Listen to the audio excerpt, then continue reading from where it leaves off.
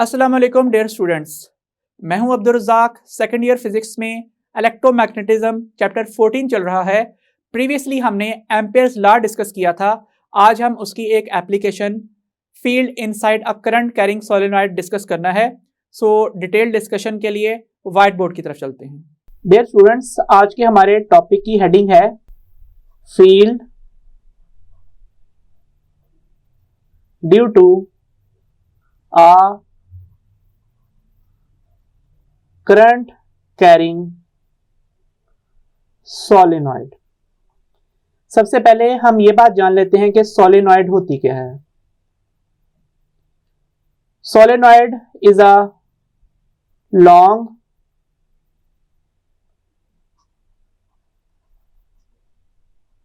Tightly wound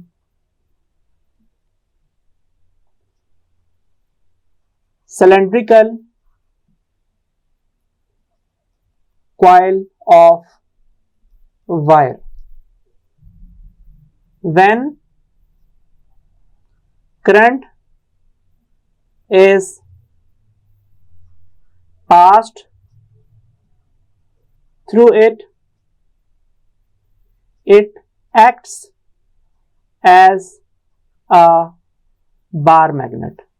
that means cylindrical shape में हमने एक वायर को वाइंड किया होता है टाइटली और लेंथ उसकी ज्यादा होती है। जब उसमें से करंट पास करता है तो वो एक बार मैग्नेट की तरह बिहेव करती है। किस तरह से, इसकी डायग्राम के जरिए से हम एक्सप्लेनेशन कर देते हैं।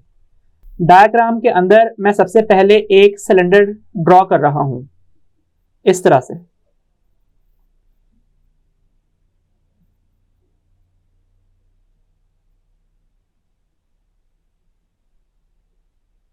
आपने यही कंसीडर करना है कि ये सिलेंडर असल में कोई मटेरियल नहीं है, ये वैक्यूम का ही एक रीजन एक सिलेंडर के जरिए से रिप्रेजेंट किया गया है।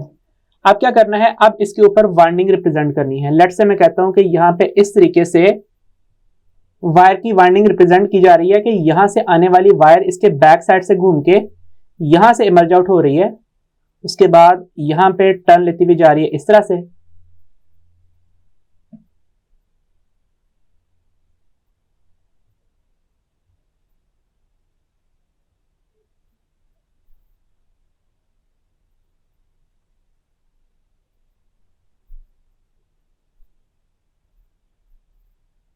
ये तमाम वायर्स एक दूसरे से इंसुलेटेड हैं और लार्ज नंबर ऑफ टर्न्स में हैं, एक दूसरे के बहुत ही करीब मौजूद हैं। सिर्फ ड्राइंग की वजह से एक दूसरे से ज्यादा फासले के ऊपर आपको दिखाई दे रही हैं, वरना ये जो वायर्स हैं ये एक दूसरे के बहुत ही ज्यादा करीब हैं। तो इस तरीके से हमने यहाँ पे एक वाइंडिंग रिप्रेजेंट कर दी है और इस वाइंडिंग के अक्रॉस हम कोई बैटरी कनेक्ट कर सकते हैं। लेट्स से मैं कहता हूँ कि यहाँ पे इस तरीके से एक बैटरी कनेक्टेड है जो कि वेरिएबल पोटेंशियल की है और वेरिएबल करंट प्रोवाइड कर सकती है, और ये स्विच है। जैसे ही स्विच को ऑन करते हैं तो स्विच को ऑन करते ही इसमें कन्वेंशनल करंट फ्लो करता है जिसकी डायरेक्शन कुछ इस तरह से होती है। ये करंट आई है और इन वायर्स के अंदर इसकी जो डायरेक्शन है वो किस तरफ है, वो डाउनवर्ड है। तो इस तरीके से यहां पे इस वायर के अंदर करंट फ्लो करना शुरू कर देगा और सर्कल्स को ट्रेस करता हुआ दूसरे एंड से यहां से बाहर इमर्ज आउट होगा। सो हमने डिफरेंट पॉइंट्स के ऊपर करंट की डायरेक्शन इन एरोज के जरिए से रिप्रेजेंट कर दी है। हम ये बात जानते हैं कि जब भी कोई करंट कैरिंग कंडक्टर इस तरह से प्लेस किया जाए तो उसके गिर्द बनने वाली magnetic field lines concentric circles की सूरत में होती है, और उसको फाइंड आउट करने के लिए या तो हम कंपास प्लेस करके एक्सपेरिमेंट करते हैं या हमें राइट हैंड ग्रिप रूल पता है। हमने ये बात सीखी थी कि अगर हम किसी करंट कैरिंग कंडक्टर को अपने राइट हैंड की फिस्ट में ग्रैस्प करें इस तरीके से कि जो थंब है, थंब पॉइंट आउट कर रहा हो किस तरफ, कन्वेंशनल करंट फ्लो की तरफ, तो जो फिंगर्स का कर्ल है इस तरह से,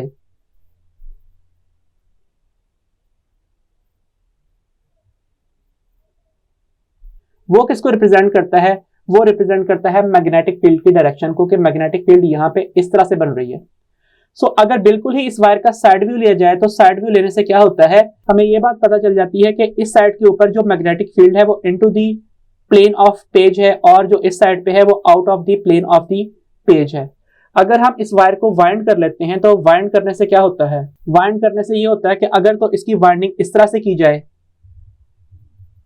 तो तमाम क्रॉसेस बाहर की तरफ आ जाते हैं और तमाम डॉट्स अंदर की तरफ आके एड अप हो जाते हैं, और एड अप होने के बाद एक नेट मैग्नेटिक फील्ड इस बोर्ड की प्लेन से आउटवर्ड डायरेक्शन में देना शुरू कर देते हैं। सो नॉर्थ बोर्ड से बाहर और साउथ बोर्ड से अंदर की तरफ बनता है। और अगर हम वाइंडिंग इस तरह से कर देंगे, स्ट्रेट वायर को इस डायरेक्शन में हमने कर्ल कर दिया, तो इससे क्या होगा कि यहाँ पे इस डायरेक्शन में करंट घूमेगा। अब तमाम डॉट्स सर्कल से बाहर आ जाएंगे और क्रॉसेस जो है वो इंटीरियर्स के ऊपर इस तरह से आ जाएंगे। तमाम क्रॉसेस एड अप होंगे और एक नेट मैग्नेटिक फील्ड बनाएंगे into the page. So south board से बाहर और नॉर्थ बोर्ड से अंदर की तरफ बनेगा। अब जरा देखिए कि अगर मैं राइट हैंड की फिंगर्स को कर्ल करता हूं करंट फ्लो की डायरेक्शन में, तो थंब मेरा बोर्ड से अंदर की तरफ पॉइंट आउट करता है मैग्नेटिक फील्ड लाइन की डायरेक्शन में। और अगर मैं अपने राइट हैंड की फिंगर्स को इस डायरेक्शन में कर्ल करता हूं तो थंब बोर्ड से बाहर की तरफ पॉइंट आउट कर रहा होता है।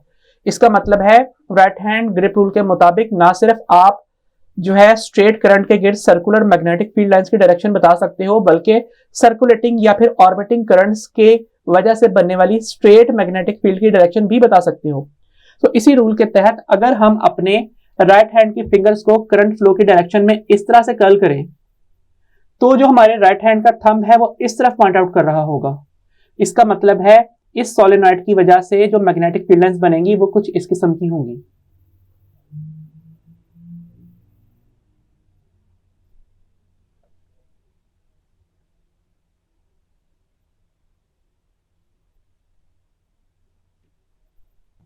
क्योंकि मैग्नेटिक मोनोपोल जैसे कि हम जानते हैं एग्जिस्ट नहीं करते, इसलिए तमाम की तमाम लाइंस जो हैं वो लूप कंप्लीट करती हैं।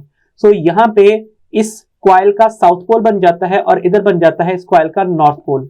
सेम वैसे जैसे कि किसी परमानेंट मैग्नेट के केस के अंदर क्या होता है कि अगर फॉर एग्जांपल ये एंड नॉर्थ हो ये एंड साउथ हो, तो जो मैग्नेटिक फील्ड लाइंस बनती हैं वो सेम वैसे ही बनती हैं जैसे कि सोलेनॉइड के केस में हमने यहाँ पे ड्रॉ करके रिप्रेजेंट की हैं।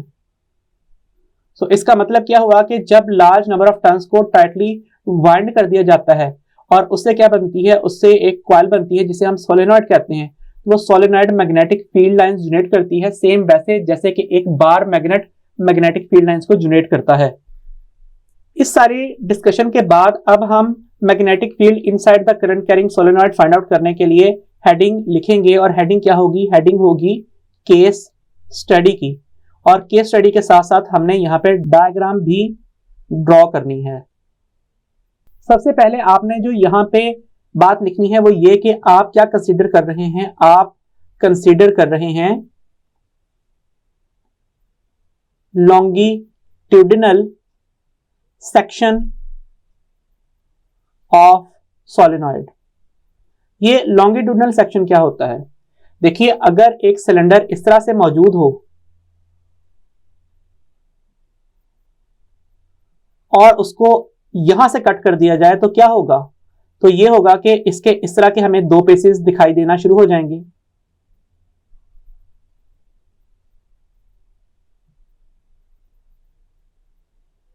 तो ये जो एरिया हमें नजर आएगा ये क्रॉस सेक्शनल एरिया कहलाएगा। लेकिन अगर मैं यहां पे इस पॉइंट से कोई नाइफ प्लेस करके इस कॉइल को कट कर दूं तो फिर मुझे जो सेक्शन दिखाई देगा वो सेक्शन क्या होगा? वो सेक्शन लॉन्गिट्यूडनल सेक्शन कहलाएगा। सो इस लॉन्गिट्यूडनल सेक्शन के अंदर क्या होगा कि जो हमने कॉइल बनाई है उस कॉइल को ही देख लेते हैं। हम ये बात देख सकते हैं कि इन पॉइंट्स के ऊपर जो करंट है वो किस तरफ आ रहा है, वो बोर्ड से बाहर की तरफ आ रहा है। और बोर्ड से बाहर की तरफ आते हुए करंट्स को हम किस तरह से ड्रा करते हैं? उसको हम ड्रॉ करते हैं डॉट को सर्कल में एनक्लोज करके। अगर सिर्फ डॉट हो तो उसका मतलब मैग्नेटिक फील्ड होती है। ऐसे ही यहाँ पे बोर्ड से अंदर की तरफ जाने वाली जो मैग्नेटिक फील्ड लाइंस की डायरेक्शन है उसको रिप्रेजेंट किस तरह से करेंगे? उसे हम क्रॉसेस ड्रॉ करके इस तरह से रिप्रेजेंट कर देंगे।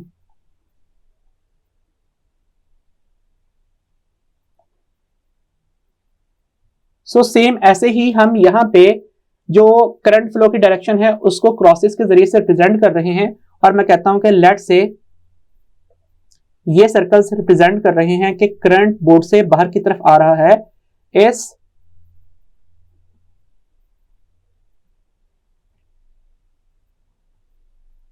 लॉन्गिट्यूडनल सेक्शन ऑफ सोलेनॉइड से। और ये सर्कल्स रिप्रेजेंट कर रहे हैं कि जो करंट है वो इनटू द पेज जा रहा है हमारी सोलेनॉइड के इस सेक्शन से।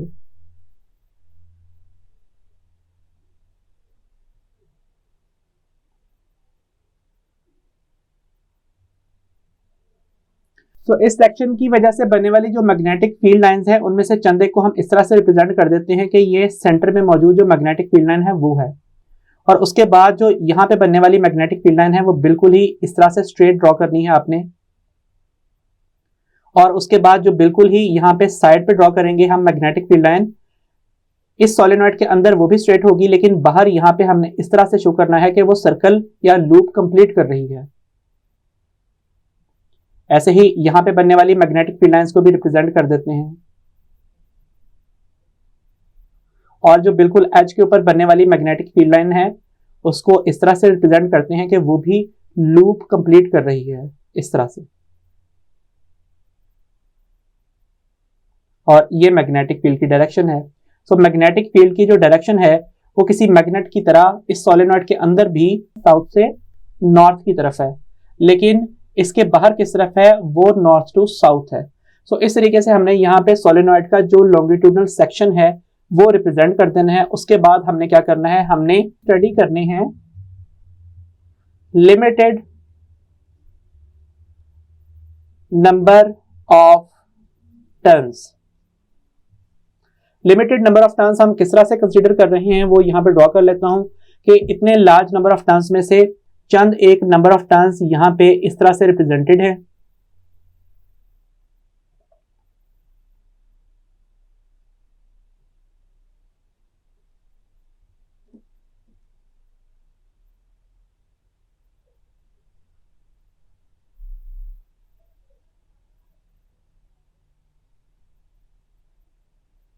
और जो मैग्नेटिक फील्ड लाइंस की डायरेक्शन है वो कुछ इस तरह से है।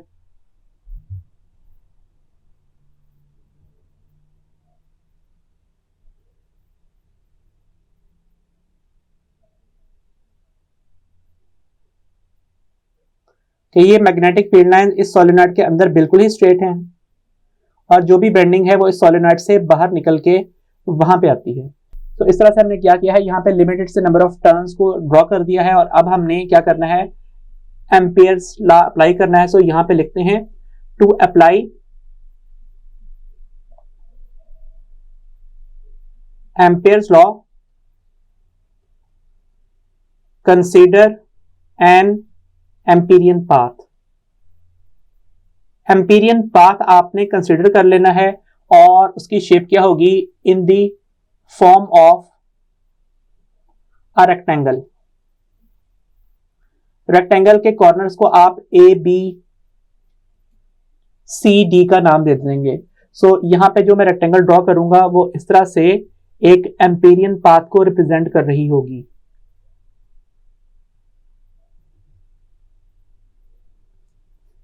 Corner names A B C और डी हैं। एरो हेड्स के जरिए से इन साइड्स को लेंथ के तौर पे रिप्रेजेंट करूंगा।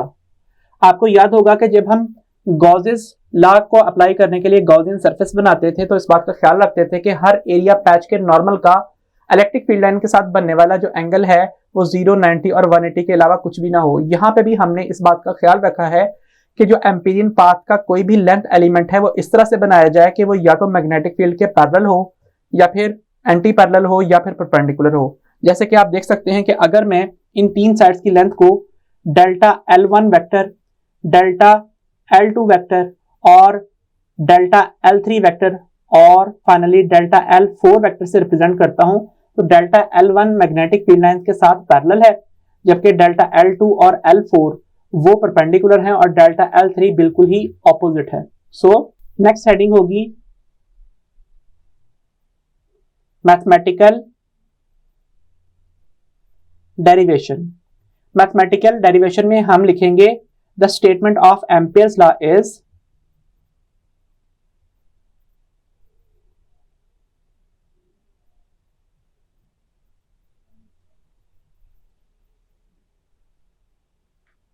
the sum of all the elements B dot delta L where I starts from 1 and goes to n, नहीं हमारे केस में it is going to 4, सिर्फ 4 लेंथ एलिमेंट्स बनाए हैं। is equal to mu naught times the total current enclosed within the Amperian path। फिलहाल हम सिर्फ एक number of turn off wire के लिए बात कर रहे हैं, 2 या 3 या इससे ज्यादा नंबर ऑफ टर्न्स के लिए बाद में आखिर में बात करेंगे। सो फिलहाल जो हमारे पास यहाँ पे एम्पेयर्स लॉ की स्टेटमेंट है वो आ चुकी है, और यहाँ पे हम लिखेंगे we have sum of all the elements I is equal to 1 to 4 B dot delta L I is equal to B1 dot delta L1 plus B2 dot delta L2 plus B3 dot delta L3 plus B4 dot delta L4। अब आप यहां पे जो next काम करेंगे वो होगा कि आपने स्केलर प्रोडक्ट की डेफिनेशन यूज करनी है, और आपने कहना है कि आप ये बात जानते हो कि जो A डॉट B है उसका मतलब होता है A B cos of theta. So ये जो टर्म है ये क्या बन जाएगी, ये बन जाएगी B1 delta L1 cos of theta 1 plus B2 delta L2 cos of theta 2 plus B3 dot delta L3 cos of theta 3 and finally plus B4 delta L4 cos of theta 4। आप जरा डायग्राम देखिए जो हमने finally draw की है। आप जरा देखिए कि ये जो डेल्टा L1 है ये मैग्नेटिक फील्ड लाइंस के साथ बिल्कुल ही पैरेलल है, सो थीटा 1 की वैल्यू 0 डिग्री बनती है, जबकि delta L2 magnetic field line के परपेंडिकुलर है। इसका मतलब है थीटा 2 की वैल्यू कितनी बनेगी, ये 90 डिग्री बनेगी। जबकि यहाँ पे जो डेल्टा L3 है उसकी ये डायरेक्शन है, और ये डायरेक्शन मैग्नेटिक फील्ड लाइंस के साथ एंटी पैरेलल है, सो थीटा 3 180 डिग्री बनेगा, और जो थीटा 4 है वो अगेन 90 डिग्री के इक्वल है। इस वजह से हम ये वैल्यूज यहाँ पे सब्स्टिट्यूट कर लेंगे। और इसके अलावा एक बात ये कि जो मैग्नेटिक फील्ड B1 है वही B2 है और वही B4 के इक्वल है। दैट मीन्स ये जो मैग्नेटिक फील्ड है इसे हमने B से डिनोट किया है, और यही डेल्टा L1 के साथ, डेल्टा L2 के साथ और डेल्टा L4 के साथ इन्वॉल्व है। लेकिन डेल्टा L3 इस सोलेनॉइड कॉइल से बाहर प्लेस्ड है, और चाहे यहाँ पे ये जो मैग्नेटिक फील्ड लाइंस हैं ये लूप कंप्लीट करके इस तरफ आती हैं, लेकिन किसी सोलेनॉइड के एक्सटीरियर्स के ऊपर बनने वाली जो मैग्नेटिक फील्ड है उसकी स्ट्रेंथ इंटीरियर्स के मुकाबले में बहुत कम होती है, इतनी कम कि इस केस में हम उसे जीरो कंसीडर कर रहे हैं, जीरो स्ट्रेंथ का कंसीडर कर रहे हैं। और वैसे भी हमारा कंसर्न इस मैग्नेटिक फील्ड को फाइंड आउट करना है जो कि इस सोलेनॉइड के एक्सिस के अलोंग इसके इंटीरियर्स पे बनती है। सो इस सब्स्टिट्यूशन के बाद जो हमारी इक्वेशन है वो क्या बनेगी, वो बनेगी sigma I is equal to 1 to 4 और B dot delta L I is equal to B1 delta L1 cos of 0 degree plus B2 delta L2 cos of 90 degree, और B3 की वैल्यू 0 होगी, साथ लिखा जाएगा delta L3 cos of 180 degree plus B4 delta L4 cos of 90 degree. तो students यहाँ पे एक बात और क्लियर करता चलूं कि आप देख सकते हैं कि जो डेल्टा L3 है वो इस डायरेक्शन की मैग्नेटिक फील्ड लाइन के साथ फिलहाल तो पैरेलल है। यहाँ पे 180 डिग्री क्यों पुट किया, क्योंकि मैं यहाँ पे सिर्फ इसके इंटीरियर्स पे मौजूद मैग्नेटिक फील्ड की बात कर रहा हूं, मैं सोलेनॉइड के बाहर मौजूद मैग्नेटिक फील्ड की बात फिलहाल नहीं कर रहा। सो इस वजह से इक्वेशन क्या बनेगी, इक्वेशन बन जाएगी sigma I is equal to 1 to 4 B dot delta L I will be equal to, अब ये टर्म 0 हो चुकी है, ये टर्म 0 हो चुकी है, ये टर्म 0 हो चुकी है, सिर्फ एक टर्म बचती है वो है B1 डेल्टा L1। अब हम फर्दर क्या काम कर रहे हैं कि डेल्टा L1 की जगह पे सिंबल L1 पुट कर रहे हैं। इसकी वजह से ये किसके इक्वल आ जाएगा, ये आ जाएगा B1 L1 के equal. So sigma B dot delta L I starts from 1 goes to n is equal to mu naught I becomes, ये इक्वेशन क्या बन जाएगी, ये इक्वेशन बन जाएगी B1 L1 is equal to mu naught I। This is equation for one loop of wire. अगर यहां पे एक लूप के बजाय एम्पीरियन पाथ दो लूप्स को एनक्लोज करेगी तो क्या होगा, उससे ये होगा कि यहाँ पे अगर एक लूप की बात की जाए कि एक लूप राइट हैंड रूल के मुताबिक इस तरह से मैग्नेटिक फील्ड बना रही है, तो जो दूसरी लूप है वो भी राइट हैंड रूल के मुताबिक इस तरह से मैग्नेटिक फील्ड बनाएगी। नतीजा क्या होगा कि इस डायरेक्शन वाली तमाम magnetic field lines add up होती जाएंगी और यहाँ पे इसके नतीजे में इस तरफ नेट मैग्नेटिक फील्ड आना शुरू हो जाएगी। ठीक है, तो इसका मतलब क्या हुआ कि अगर एक के बजाय दो लूप्स गुजरेंगी तो ये जो BL1 है ये किसके इक्वल आ जाएगा, ये 2 टाइम्स म्यू नॉट आई के इक्वल आ जाएगा और ये किसके लिए है, ये 2 लूप्स ऑफ वायर के लिए है। इसी तरीके से अगर आप यहाँ पे 3 लूप्स इनक्लोज करते हो तो ये 3 म्यू नॉट आई आ जाएगा और ये इक्वेशन किसके लिए है, ये 3 लूप्स ऑफ वायर के लिए है। लेट्स से मैं कहता हूं कि n लूप्स ऑफ वायर हैं या फिर n नंबर ऑफ टर्न्स हैं, उस केस में इक्वेशन बन जाएगी B1L1 is equal to n mu naught I. Rearrange कर लीजिए, इक्वेशन बनेगी B1 is equal to mu naught n over L1 I या फिर B1 is equal to mu naught N1 I. यहां पे हम डिफाइन कर रहे हैं एक नई term, defining n is equal to n over l. So this term is called number of turns per unit length और obviously इसके यूनिट्स क्या होंगे, 1 over मीटर या फिर पर मीटर होंगे इसके यूनिट्स। और अगर हम इसको जनरलाइज कर लें